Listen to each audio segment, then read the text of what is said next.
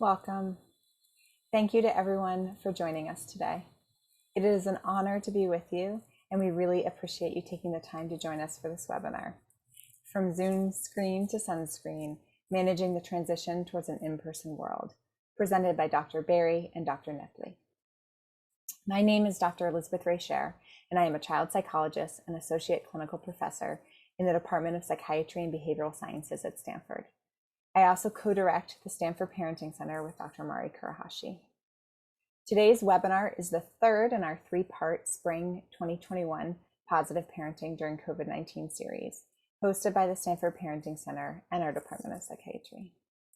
In April, Dr. Madeline Levine presented on parenting through the pandemic, building resilience in our children and ourselves.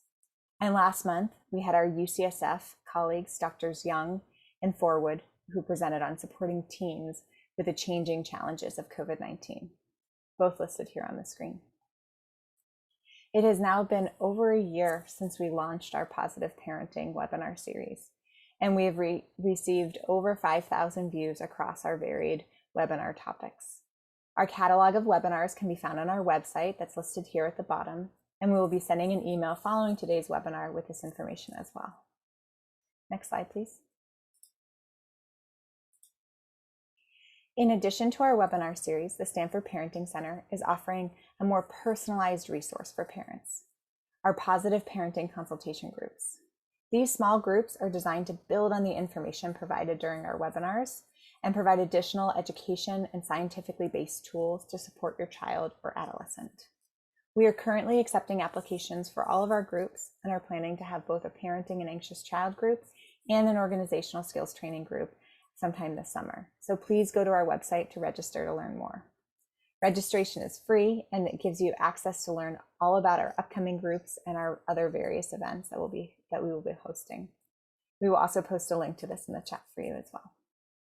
Next slide, please. I also just wanted to let you know that Dr. Kurahashi's next mindful parenting class will be starting in just a couple of weeks on June 15th. Registration is still open and available through the website listed on this slide, and will also again be provided in the chat for you today. Next slide, please. So now let me just reiterate a warm welcome to everyone who has joined us. We are so fortunate to have Dr. Rebecca Berry and Dr. Mark Knepley with us, and I'm thrilled to introduce them. Dr. Berry is a licensed psychologist and clinical associate professor of child and adolescent psychiatry in the Department of Child and Adolescent Psychiatry at NYU Grossman School of Medicine. She specializes in the evaluation and treatment of anxiety and related disorders, obsessive compulsive disorder, tics, Tourette's disorders, body-focused repetitive behaviors, and eating disorders in children, adolescents, and adults. She's committed to providing comprehensive, evidence-based interventions to individuals and families and improving access to these treatment approaches. At NYU Langone Health, she coordinates the intensive anxiety and OCD treatment program and co-founded and directs the tics, Tourette's disorder, and trichotillomania program. She also leads the nationally recognized NYU Tourette's Center of Excellence with a multidisciplinary team of experts offering cutting-edge interventions and research for individuals with tics. Before joining the faculty at NYU, Dr. Berry served as a clinical assistant professor at Stanford School of Medicine. Dr. Berry received her Ph.D. from Columbia University in New York City and completed her child psychology postdoctoral fellowship and internship here at Stanford. Dr. Mark Knepley is a clinical psychology postdoctoral fellow at the NYU Langone Child Study Center on the Anxiety and Mood Disorders Service, where he evaluates and treats a wide range of mood and anxiety and related disorders. Dr. Knepley is a member of the tics, Tourette's disorder, and trichotillomania program team, as well as the dialectical behavioral therapy team. Additionally, Dr. Knepley is involved in the Depression Care Pathway program. Dr. Knepley received his Ph.D. from Temple University in Philadelphia and completed his clinical psychology internship at Bellevue Hospital, NYU Langone Child Study Center. Thank you both for being here today. We will be spending the first portion of our webinar on presentations, and then we'll have time for questions afterwards. As an audience, you are welcome to submit your questions through the chat function located at the bottom of your screen. And now I will turn it over to Drs. Berry and Knepley. Thank you. grateful to be able to talk on something that I believe many of us are likely experiencing at this time. Over to the next slide, please. So you already heard an introduction from us. So we'll go ahead and give you first an overview for our talk today. So to start, we will begin with a discussion and with a little bit of context for reentry, as well as social considerations that many of us are facing as, for the most part, many parts of the country are experiencing lifted restrictions related to COVID due to hopefully lower numbers of the vaccine, as well as the lower numbers of COVID, as well due to the integration of the vaccine. We will examine how the transition to an in-person world naturally triggers our uncertainty response, or for many of us, an intolerance of that uncertainty as we navigate really some unknown parts of what life will look like starting in the summer and moving forward into the fall. We will discuss and emphasize ways to achieve behavioral independence with what used to be our typical old routines that may not feel so normal anymore. And we will also review some cognitive behavioral strategies for effectively reintegrating into activities and social situations, which will include ways to, manage and find your support system, manage difficult emotions that may arise, as well as asking for help. And finally, we will hopefully spend a good amount of time answering your questions directly about some situations that you anticipate may come up. Next slide, please. There should be a little bit of an animation here. The summer of 2020 saw a morning of key milestone events for our young people and really truly parents and many of us as well. We know that many individuals had to grieve the loss of certain key activities that a lot of emotion and effort would put into. This narrative may play out somewhat differently this year and will certainly look and feel different for all of us as things begin to open up. I think it seems that also somehow it was a quick turn where we saw that, wow, I have many of my adolescent patients going to prom when several weeks ago they thought that may not happen, prom with a mask, albeit still prom. So none of us can be entirely sure the best way to navigate these changes ahead. Just as most of us had difficulty adjusting to the start of the pandemic, it may equally be challenging for us to reintegrate into our former lives and routines. Next slide, please. So many of us have become accustomed to a way of life that involves staying at home, distancing ourselves from other people, trying to manage the rightfully so anxiety of living in a pandemic where close proximity to other people was associated with danger. So we want to be sure that the advice we're giving in today's webinar is really taken with a contextual warning, right? And it really depends on the area of the country or the area of the world where you find yourself. And therefore, some of the advice may not necessarily apply to your area, to your family, even depending on where you live, and really if certain things are opening up based on these criteria that we have lifted. It is important that in terms of the context that we also emphasize that many of our hospitals, many parts of the country are really experiencing a mental health crisis. We're seeing many more individuals, particularly those with a proclivity or a pre-existing condition of anxiety and depression, especially for our young people, really have more of a difficult experience during the pandemic, and many more are in need of services, which can be hard to find, especially given wait lists. So we want to make sure that we're taking great consideration in acknowledging that this time has been hard for many, and that some of these, suggestions may be too generalized for your particular family. And we're happy to answer some questions at the tail end to see if it could better be tailored to your specific situation. Next slide, please. So with that being said, it's important for us to really think about what is involved from a risk perspective as we really start to talk today about getting back into our social selves. We know that as part of living, we're in some ways always rolling the dice a bit in terms of how much risk we incur and what risk is going to be brought upon us should we be crossing the street, driving a car, or flying. There's always some risk that we take engaging in these activities. And as individuals, as families, we really have to think smart and really take a calculated risk and do the best we can. As part of us thinking about re-entry in this somewhat almost post-pandemic, or I guess vaccination level, we must in some ways come to terms with this idea of understanding and calculating our risk and really thinking about as a family, what are the needs of myself? What are the needs of my child? How are we experiencing this? And what is the best step for us to take as we move forward? Next slide, please. So in this next part of the talk, I'm going to really be focusing on how we can practice ourselves for full reentry. And the techniques that I'm going to rely upon are really this notion of getting engaged in your behavioral independence again. And I'll explain a little bit of what that means on the next slide. So many of us are used to, before the pandemic, easily going to get groceries, either taking the train or hopping into our car. Those things are likely going to feel, I call it weird or different, right? It's meaning it's going to feel like such an adjustment for us to engage in what used to be considered an old routine. It is now going to be our new routine. So, and that will continue to change as what happens in our social world with this pandemic continues to evolve. We aren't just returning to these old routines. In fact, the systems, the routes, the procedures that we once may have been used to are going to somewhat change and, of course, have an impact on our brains and bodies that we need to take into consideration. So one of the things that we need to think about is really, planning out and mapping out our new routines and really kind of taking them slowly and outlining very small strategic goals for you to, in small steps, right, in a graduated fashion, re-engage with your once old routine, but now new routine. And it's important that during this process, you are in some ways taking it easier on yourself and really working to know your body and to know what your limits are.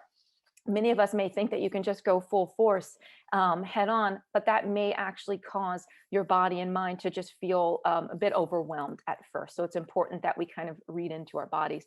I'll give you an example of how this happened with my own family. I have two younger sons, and as I'm hearing about they were given permission to go back to school, albeit with masks on, it was so hard for my husband and I to figure out the best ways to drop them off at school. How do we pick them up?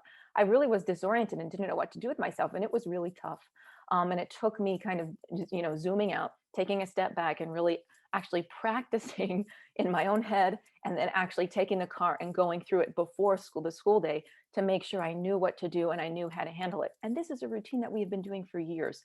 So I really did take the time to rehearse, to go over in small steps the routines that I needed to do. So I say do that in a graduated fashion, bit by bit.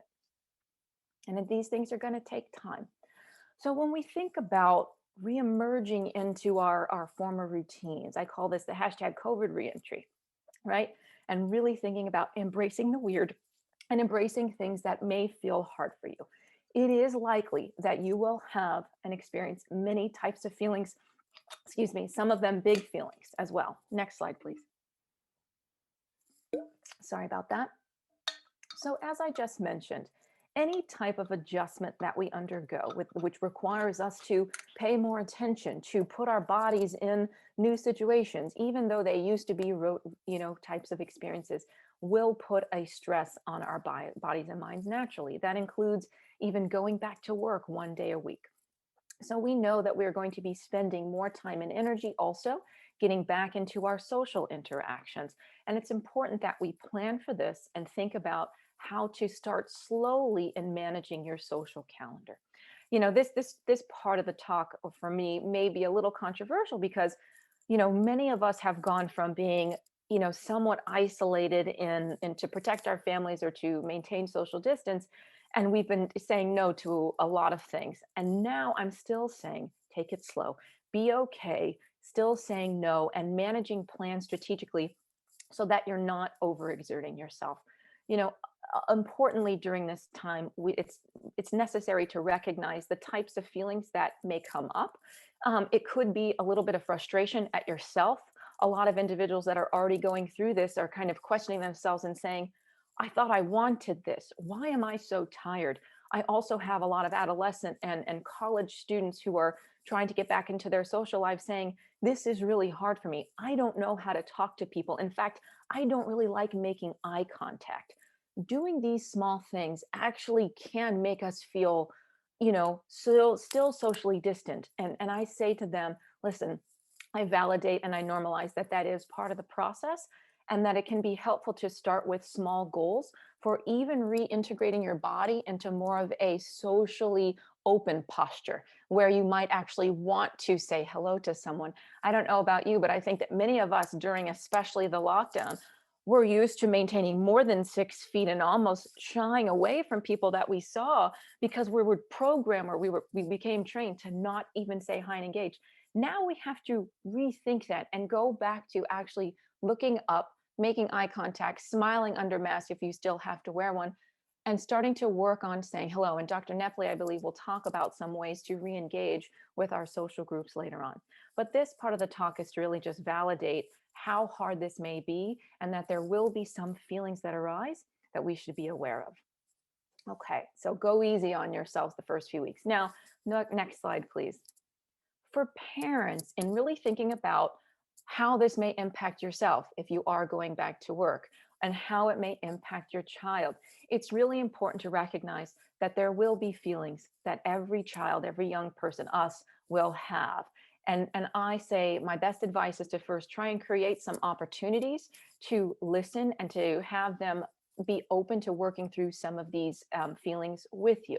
Now, many parents may be trying to get ahead and get on top of it and want to kind of like force their child to talk or even provide reassurance about this being okay and that you're going to be fine. We wanted this. We've been waiting for this. And I want to be careful using those type of words because although reassurance for us as parents may feel like the best thing to do, in fact, for young people, particularly our adolescent group, providing too much reassurance can actually feel invalidating because we want to first try and emphasize a time, an opportunity for your child to be able to process and really talk to you about what they're feeling without judgment. So let's give them that open space to share their feelings. And sometimes we have to kind of like just listen, keep our head down and nod in agreement and just say things that I'll explain on the next slide. But let's just offer that sort of calming presence without interference with our opinion just at first. Next slide, please. So when children express to us some uncomfortable or challenging feelings, right? We want to make sure that we first acknowledge and validate that it's okay, that this is expected, that this is going to look and feel weird and sometimes very tiring. Many children may feel an increased need for sleep. They may tell you, I can't come to dinner, or I don't really want to talk right now because I've actually been in school paying attention all day, or I've actually had to talk to my friends in person. That takes so much more energy. And it also taxes us not only on a physiological level, but also on a psychological level, such that we feel just the added impact of that stress, especially over time. So I always like to remind parents and my young people that, you know, some people need an adjustment of a week. Some people are going to need a few weeks, but that's okay. And I also like parents to kind of remind their kids, hey, this is going to feel hard and it's going to feel a little weird, and I'm right there with you. And that still we're going to have to manage our expectations in bit by bit about what this process of reentry is going to look like. Next slide, please. So in terms of the language that parents can use in expressing understanding, concern, and our buzzword that we always like to use with our young people is validation. So of course, we want to make sure that we're trying to hold back our need to just say, you're fine, it'll all be all right. We wanted this, right? We're instead going to just kind of try to meet them where they're at, take a calm presence, and maybe repeat something that I've outlined here. I understand, I get it. This is a hard time and this can be very stressful. We're undergoing a lot of changes, and that's going to have an impact on all parts of you. I totally get that. You're working really hard, and I see that. I'm here if you want to talk a little more. I also understand that you may want some space, that you may need to take it very slow during these next couple weeks. So importantly, I think that one of the cruxes of this talk is that we don't quite know exactly what this will look like and what's going to happen. And at the same time, we recognize and acknowledge that everyone's doing the best that they can and working really hard to deal with it, still in a very challenging situation. So I'm going to go ahead and hand this over to my great colleague, Dr. Knepley, to talk to a little bit about how we reintegrate into that social world. Thank you. Okay, thanks very much, Dr. Berry. Great framework and great thoughts. And as you mentioned, I'm going to pick up the ball and keep rolling with it, and we'll talk a little bit more about some applicable skills for how we can deal with anxiety in these uncertain times. So if we had to pick a theme for this slide here, I would probably go with mindfulness. Now, I know that if you were paying attention in the intro, you all are going to have a wonderful opportunity very soon to have a full webinar on mindfulness, which is well deserved. So we'll touch on some of the highlights regarding how mindfulness can be of use in terms of talking about anxiety and how to manage it in our current situation. So the first piece here is taking a mindful breath. So if we think about mindfulness as a skill, it's a great way to learn to start to recognize some of the kind of background buzz of anxiety that is often happening in our minds, oftentimes without us really even being aware of it. So taking a mindful breath, kind of pressing pause and seeing if we can kind of cut through some of the noise and take a little bit of a break from all the thoughts we may be having swimming around in our heads. This next piece, notice, what am I feeling right now? What am I thinking right now? This goes towards something that I've heard of called the 3 Ps, which is paying attention to the present moment on purpose. Really trying to do that also without judgment. That's one of the key pieces here. Just kind of examining, what are the feelings I'm experiencing? What are the actual thoughts in my head?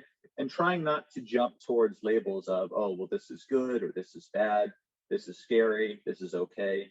Really just noticing as a very first step. This next piece, asking yourself or having your child ask oneself, is this me or is this my worry brain?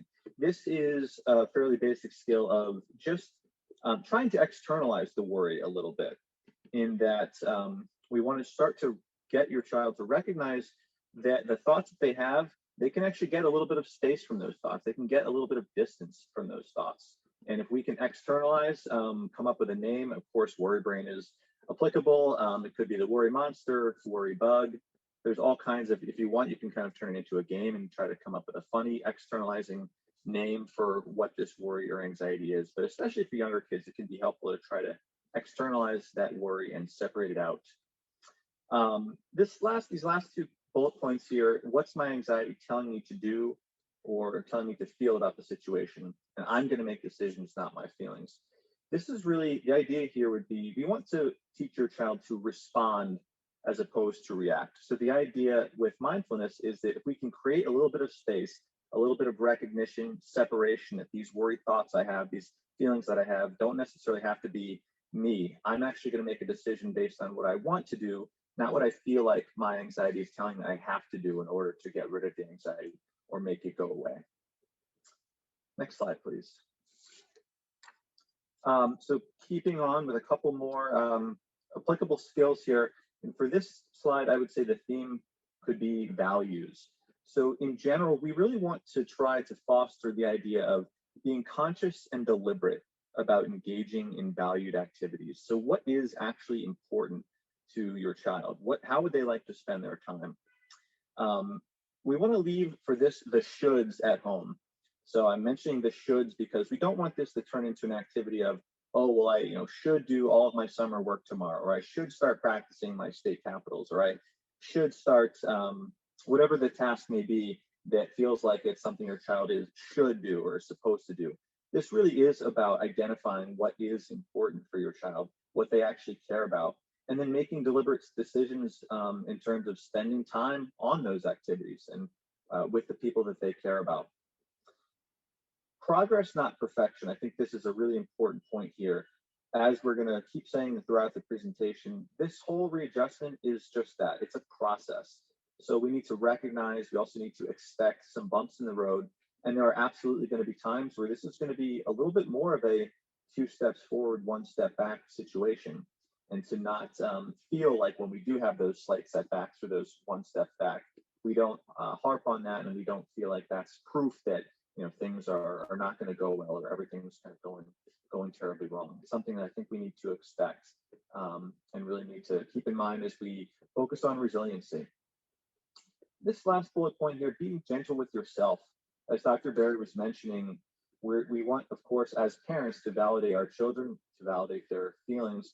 We can also teach them to be self-validating. That's something that might seem foreign to a lot of children at first, but we want to help them understand that they can feel like their own thoughts and feelings are valid, And not necessarily, we don't have to feel like we're at the mercy of them per se, or that we are resigned to them, or even that we perhaps agree with them, but just to first validate that, hey, this is hard, I'm struggling right now.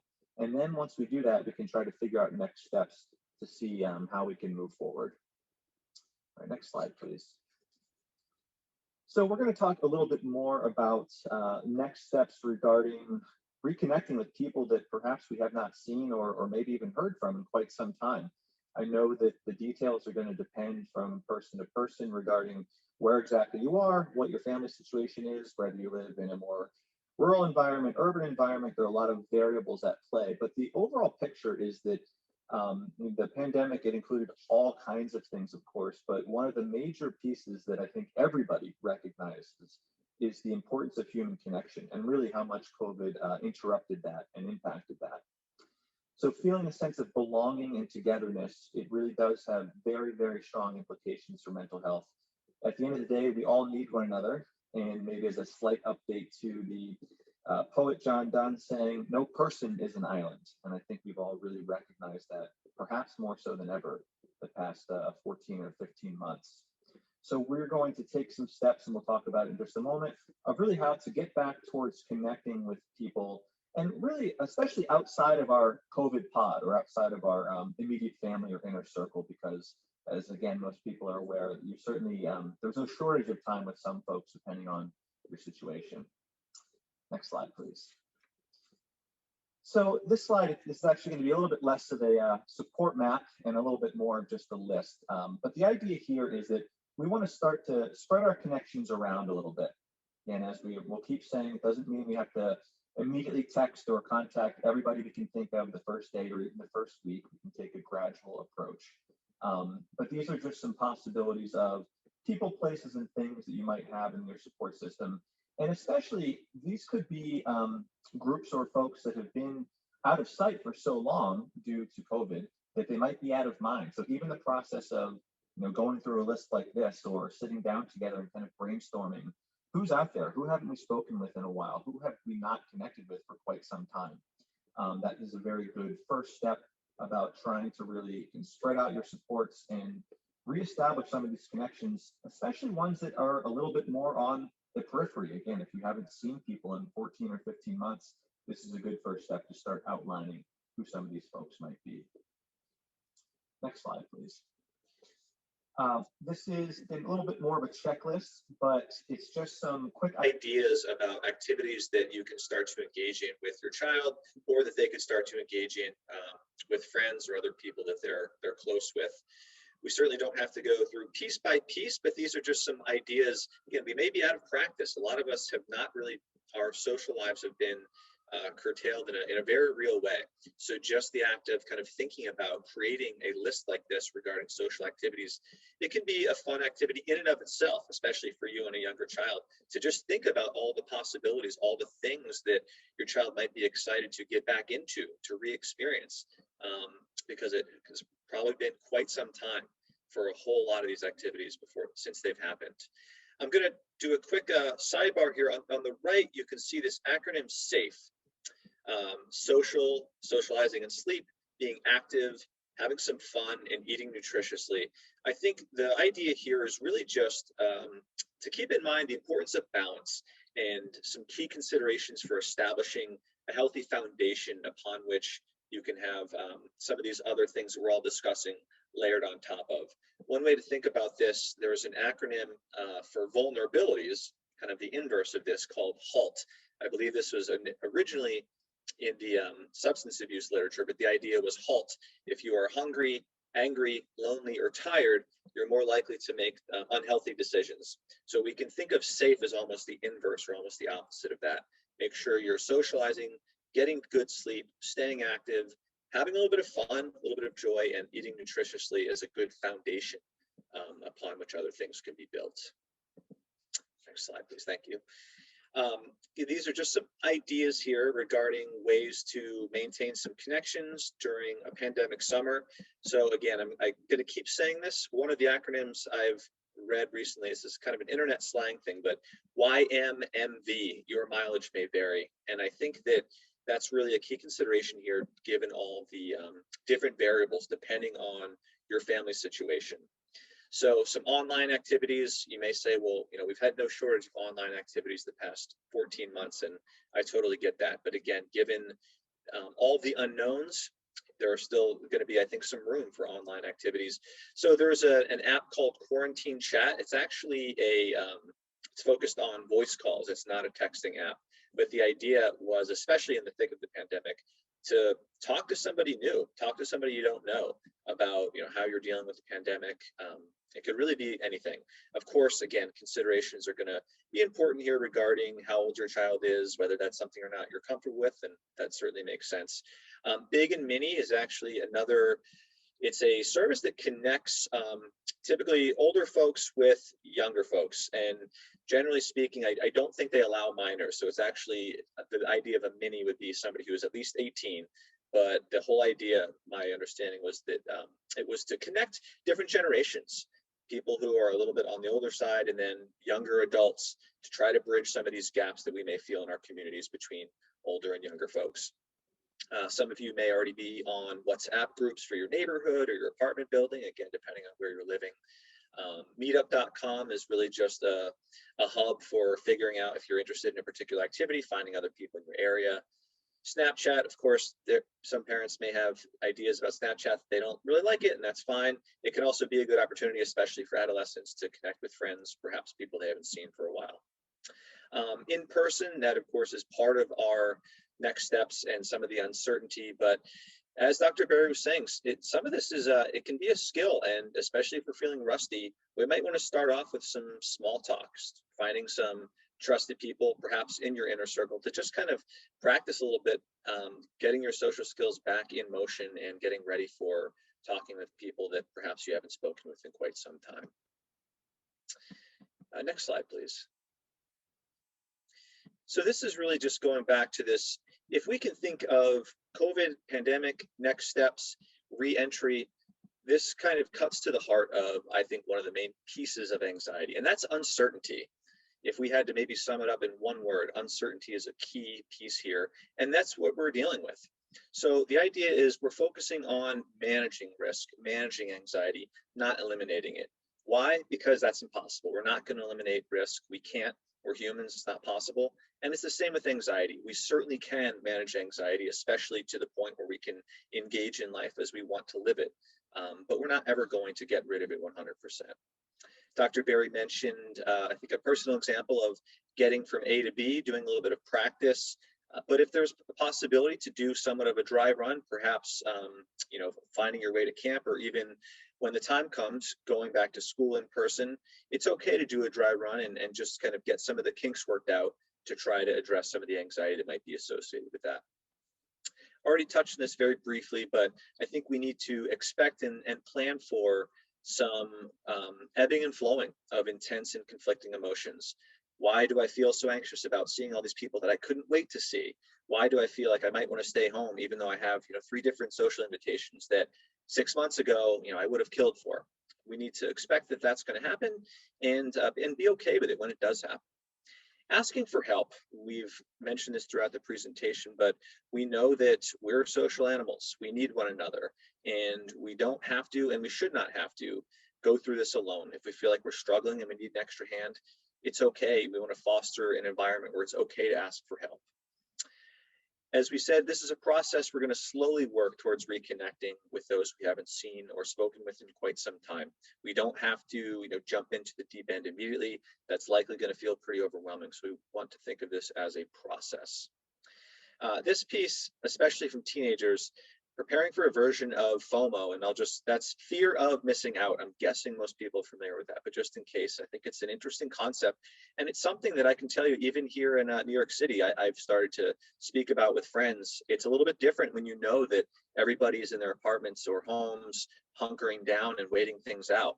Now that things are starting to open up again, I know it's different throughout the country, but there are going to be these feelings of perhaps feeling like you're missing out on things.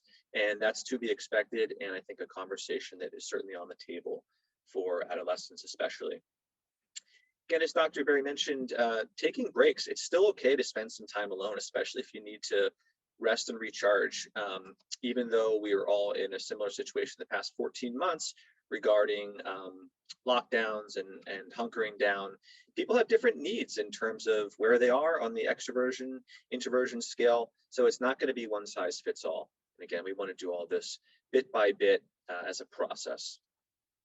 Next slide, please. So some of the key takeaways, really just some summarization of points we've made throughout. This is a process. And we have youth are going through an adjustment process, but it's really, we are all going through an adjustment process. And that certainly applies to parents and caregivers as well. As a reminder, youth and parents, they're both resilient and gritty, and we want to try to keep fostering all those characteristics, acknowledging that we're not every single day is going to be super exciting. Not every single day is going to go as we want. As we're transitioning back to the opening up of many, many different things, we're going to feel all kinds of ways, and it's important to remain resilient and gritty even when things don't go as well as we'd like. There are going to be times when we're feeling not that great, all kinds of overwhelmed, tired, and that's okay. That's to be expected. We are going to get used to things again. Dr. Berry mentioned the term weird. Things can feel awkward. They're going to feel a little strange, but eventually, like almost anything else, we're going to get used to them. They're going to be normal. They're going to start to feel routine in time. We can't force things. We're going to have to take things slow. And in the meantime, we're going to have to, hopefully this is helpful, we're going to have to give some ways to cope and help teach our children ways to cope as we understand that the process is not always going to be a smooth one. Finally, just a reminder to learn that it's okay to ask for help. That includes both parents and youth. Next slide, please. So these are just some things to keep in mind as we've, of course, have been re-emphasizing over and over again that it's, yes, we're going to hit some road bumps. Yes, there are going to be some difficult emotions, but many of the bullet points you see in front of you are just things to be aware of, especially, it goes without saying, but parents and caregivers, you know your children best. So you are going to have the keenest idea of whether any of these things are going to apply to your children, whether it feels like something is a little bit off or perhaps a little bit more extreme than you're used to in terms of what you see from your child. But looking for, kind of keeping an eye out for anger, irritability. And of course, there's going to be an occasional meltdown. There's going to be some occasional irritability, but really starting to think, are these things more than I would expect for my child in this situation? Is this something that seems like it's a little bit different from how they normally handle things or how they normally react to things? And are any of these things getting in the way and really interfering with life at home, with their friends, with transitioning back to school? So I'm not necessarily going to go through each one, but I do want to highlight, they're important symptoms, and they're really kind of key things to be aware of regarding when to be thinking about, okay, is this maybe sliding a bit more towards depression or serious anxiety such that we should perhaps think about talking to somebody, or at the very least having a conversation about some of these concerns. Next slide, please. So again, really just an overview here.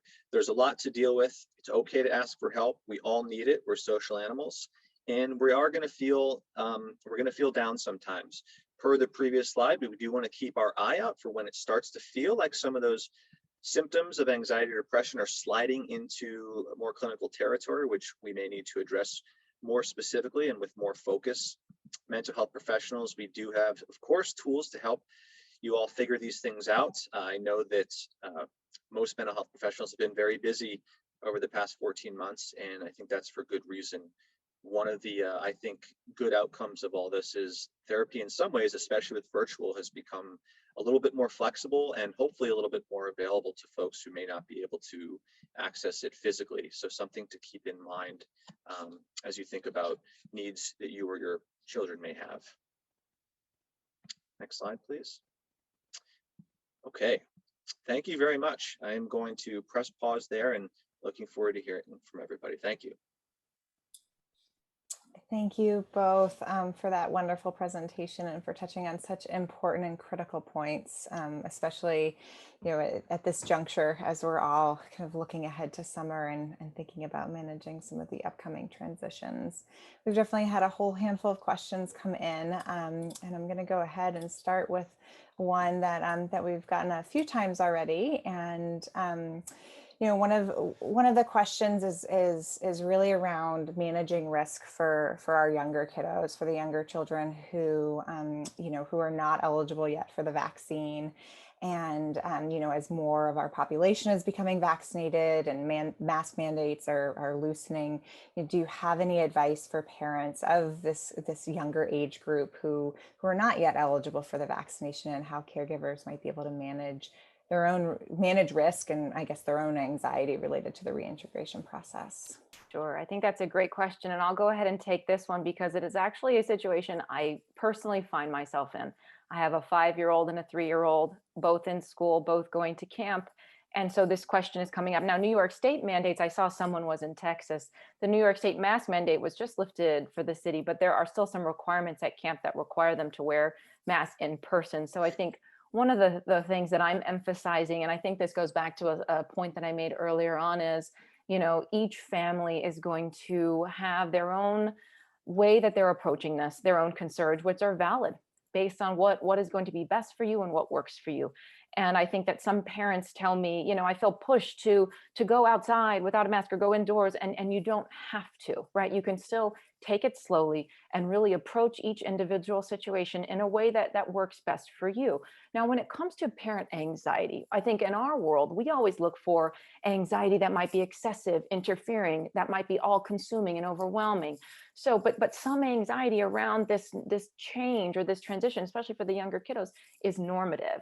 And I think that it requires you to just think and set small goals for what type of approach is going to best suit you and help you manage those concerns. And they still may not go away. I think for parents of younger children, we still may be distancing to some degree, still may be wearing masks where others are not, or testing still. And I think that that's okay.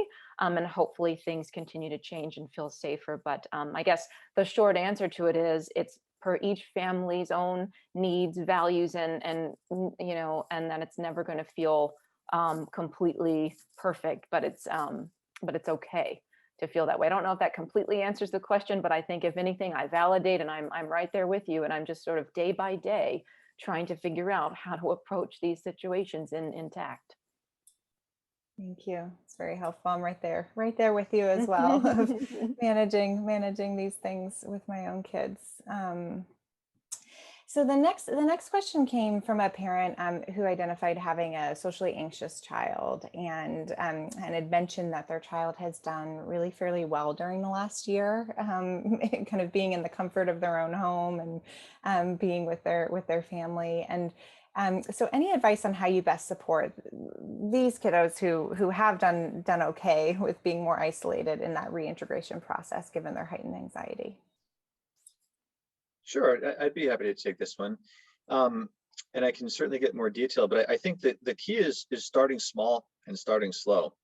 I could almost think of this as a good opportunity, not only to address some of the social anxiety, but to really, talk about thinking of COVID or the end of the pandemic or this transition as a really good opportunity to really kind of get back out into the world and can start small. And perhaps that would mean, if the family is comfortable with it, again, there's going to be all kinds of variations regarding different levels of comfort depending on people's situations, but that could mean having the child identify some friends perhaps that they haven't been in touch with for a long time, or that they would perhaps like to see. Invite that friend over first, perhaps could be a very short amount of time, could be a 30-minute check-in, if that. Really, I think the key is starting small, something that doesn't feel too overwhelming. And depending on how old the child is, having a conversation about avoidance. And it makes sense, of course, I think to us as psychologists, why a socially anxious child would have been doing well, because they felt comfortable at home and they didn't have to interact with people that may have made them nervous. But I actually really think this could be discussed and framed as a really good opportunity to get back out there and start to address some of the underlying social anxiety in this context. Thank you. I appreciate that. And turning now to the question around screen time, and as kids have been on screen so much this past year, the question comes in around how do you have any, I guess, advice or recommendations on how do you set limits around screen times now? How much screen time is too much, and what guidance can you provide around that topic? Yeah, this issue is certainly coming up, and I think for all of us too. Perhaps there's a need now to examine our own screen use and the function of that use as well. I always like to tell parents that not all screens are created equal, and so our youth are going to come back to us and say, "Well, I need it for this, that, or the other. It's tied to socialization. It's tied to academics." So it's important for parents early on in the summer to start having this conversation, which is probably going to come up a lot. Have it repeatedly and start to really reestablish family values around screen usage. I would say from an overarching standpoint, and then you'll have to work with your child or each individual child on what their needs are, and of course, really think about what's necessary versus what's sort of doing a little bit too much, and where are screens getting in the way of what Dr. Knepley was saying, which is reintegrating with your social world and your support system. I think everyone is going to have a difference in terms of how they're impacted by a transition away from primary screen usage, right? But if a child is having, let's say, a difficult time going from a preferred screen to talking, that tells us that that's an area that we may need to kind of do a deeper dive in and really do some work on maybe gradually, taking screens away or trying to help them manage those big feelings that come with losing reliance on a screen.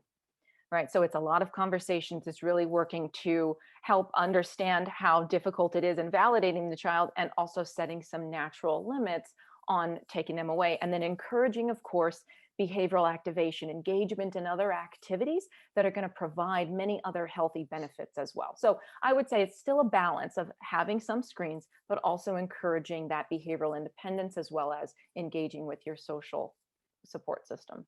Not always easy. Yeah. I might, if I could, maybe I just add a quick thing to that. I really like Dr. Barry's idea of not all screens are created equal.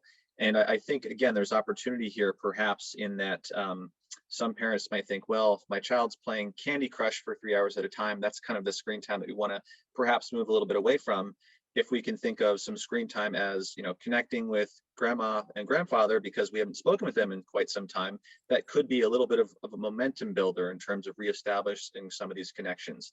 If it means, again, watching TV on one's own for 3 hours, maybe not on the, okay, great screen time side of things. If that means, hey, we haven't seen your cousins for a while, why don't we have a family movie night Saturday evening? That, again, perhaps could be a little bit more in the category of, if we want to use the word productive or kind of reconnecting screen time. I just think these are other ways to think about it. Yeah, I appreciate that distinction, Dr. Knepley, and I appreciate Dr. Barry, the other point around also as parents and caregivers, kind of taking a moment to reevaluate our use of screens as well, and kind of take a look at that, because we're such an important model for our kids. And I will just note on that topic, for those who are interested in further information, we did host a webinar back in November that spoke a lot to this topic as well on screen time. So people are definitely encouraged to go onto our website to access that pre-recorded webinar.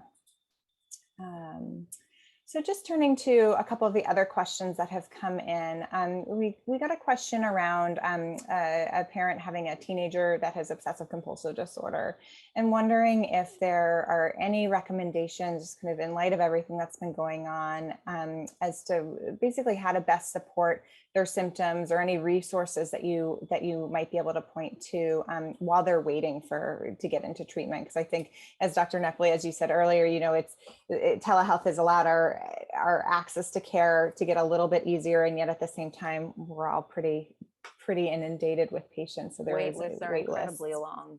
Yeah. Right. And so we really feel for those individuals who aren't able to get care. Sometimes wait lists are 3 to 4 months even too. So I'll go ahead and speak to this question. I know Dr. Knepley can jump in as well, but certainly, we understand, and we have seen a lot also in addition to increases in anxiety and depression, we've also seen some youth who perhaps were exhibiting OCD at the start, also see an exacerbation or worsening of those behaviors, and not just necessarily related to concerns of contamination, but sometimes all other types of OCD subtypes as well are also increasing. So without being too clinical, clinical because I can tend to go that way, but I will just point to a few things that might be helpful in the interim. There's a great organization and a very helpful website by the International OCD Foundation. So if you go to www.iocdf.org, they will have a plethora of, parent information for parents, resources, some of which I will discuss here. But I would go to them as a very trusted and reputable source to start for this. And oftentimes on that website, you'll find there's a separate parent resources tab that will talk about just different books, different treatment manuals or different support groups, even for parents and for youth too, that you can engage and find also therapists who are certified in this treatment as well. But typically we, and I don't want to speak because oftentimes OCD can present with other types of conditions as well. But for an individual with OCD, we would want also, and depending on the age, I think you said teenager, we'd also really want to look at the extent to which OCD is impacting the family, like parents and the family system.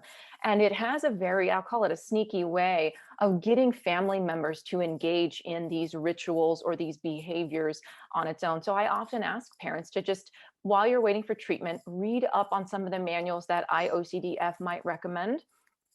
Get some knowledge about that from trusted sources, and then also take a look at how parents or family members might be engaging in some of these rituals and really start to take some data, take some notes about how it might be interfering. But I do like to say again, I like to put a plug for validation where I can, without being invalidating, without blaming the child. Really kind of think about just recognizing that it's hard.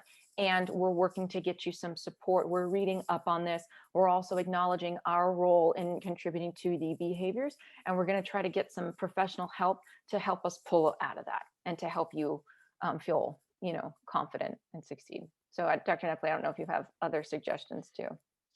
I would just, the very quick thing I would say, and this would very much be covered in the information you gave, especially on that website, but regarding the treatment to seek, I may be stating the obvious given our audience, but exposure and response prevention is going to be one of the key things you should be thinking about in terms of looking for a provider with appropriate training. I think I say that because I know there are such long wait lists that we may be tempted to kind of find somebody who has an opening, but especially with OCD, it's important to find somebody with the appropriate background and training in order to effectively address it.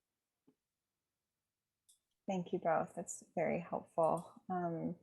The next question is really kind of looking ahead towards the fall, and one parent noted that their child has already explained to them outright that they are not going to return to school in person, and that they will not be doing that. And so, how might you support parents in kind of anticipating this and managing this, because it's definitely, I know in my clinical work, something that's starting to come up a lot is more of this issue around school refusal or potential school refusal in September.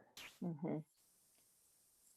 Whew, that is hard. It can be very challenging, especially we're a few months away from September, to be saying that I won't go. So again, plugging the validation slide.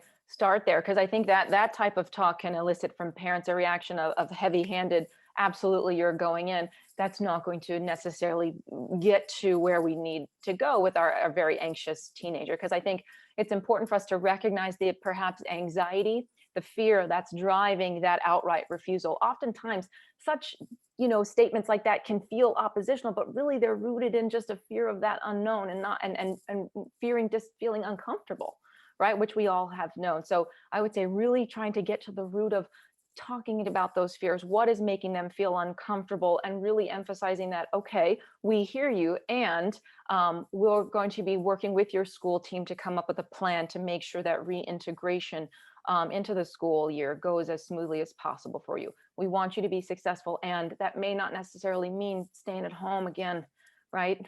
So it's going to be a gradual process balanced with a lot of validation and really trying to get an understanding of where that fear is based. And then, as we've talked about in this conversation, graduated exposure into reintegrating into that typical, child life or routines. Yeah, I would just quickly add that in keeping again with the whole theme of our discussion today, things really can and likely will change on a week by week basis. So as opposed to, turning it into a battle right now, looking forward a couple of months. There's plenty that could change regarding not only circumstances, but of course, how your child may, think about and feel about returning to school. And that could very much depend on, well, how'd things go at their activities over the summer or camp? Were they super excited to get reconnected with friends? And would they feel like they're missing out once September rolls around? They know all their friends will be back in school. So I think it's just important to keep in mind that a lot could change even in these next couple months. Very helpful guidance there. Thank you both. I think we'll have time for one last question, and that is just regards to thinking about the child who's worried about kind of the next pandemic or the next disaster or the next wave, and those children who are asking a lot of the what if questions or the whens, and or what will we do? How might you guide caregivers around managing that? I'd be happy to take a first shot at this, and then of course Dr. Barry can add on. But I think one of the there's a number of different ways I think you can talk about it, but I think one of the good ones is talking about thinking traps, especially with younger children. In the CBT lingo or world, we could talk about, what are the ways we kind of get ourselves into trouble regarding our thinking patterns. And one of the big ones, in this case, you could call it the fortune teller, trying to talk about not being a fortune teller, how nobody can really predict the future. And going back to process in terms of, well, just as we did in this situation, we're going to take the steps we need to do to keep everyone safe, and we're going to try our best, and we're going to kind of stick to the here and now. I think it's very easy to get caught up in thinking about, well, what happens next time? What if it's even worse? There could be a million what ifs. And actually, this is a short plug for one of my favorite poems. There's a Shel Silverstein poem called, I think it's literally called The What Ifs, and they describe a child sleeping at night and the what ifs kind of bouncing around their head. So that could be kind of an interesting or fun way to talk about it with a child, but really trying to avoid being a fortune teller and really trying to leave the focus or have the focus be on the here and now. There's a couple other possibilities, but from my perspective, that's one of the most important ones. Yeah. I think that's really great advice. And I think that for parents to think about, how do you respond to a child who's coming to you with all the what ifs? Again, we want to try and avoid reassurance seeking, which means overly telling them, you'll be fine, we got it, we just went through it, right? We might want to just try and slow down and pause and say, okay, we know that we've all been through a lot, and you're telling me that your brain is having a lot of different types of thoughts. Some of them are these thinking traps, your fortune telling, right? We hear you, we understand that there's a lot of things happening in your mind. We're here to help you work through it. Right now, let's focus perhaps on just helping your body calm down and finding things we can do together to help you deal with these worries. And of course, if the what ifs keep coming up, such to the point where the child is having difficulty sleeping, or they keep coming and interfering with other routines, it might be helpful to take them to a provider, a mental health provider who knows cognitive behavioral therapy, to help them work through some of these things. But sometimes seeing the child in that moment and saying, you're having a lot of feelings. Sometimes I say, like, it sounds like your worry brain is really active right now and we're trying to have dinner, right? Let's tell it just to slow down, and we'll talk about this in a second. But it can just be helpful to kind of just validate again what they're feeling, that they have a lot going on, and you're here to listen and help them work through the physical feeling that they're having too. Well, thank you both. This is such valuable information, and I know our parents and caregivers that are out there today have learned a lot, and we really appreciate the time that both Dr. Barry and Dr. Knepley have taken joining us from the East Coast and helping us, navigate these upcoming transitions. So thank you for being here, and thank you to our audience for being here and for these very thoughtful questions. And we wish everyone the best of luck. And thank you so much for inviting us, Elizabeth and Emily and Dr. Knepley. Always a pleasure. Likewise. Thank you very much for the opportunity. It was great seeing everybody. Bye, everyone. Take Bye, care. Everyone. Have a great day. Bye.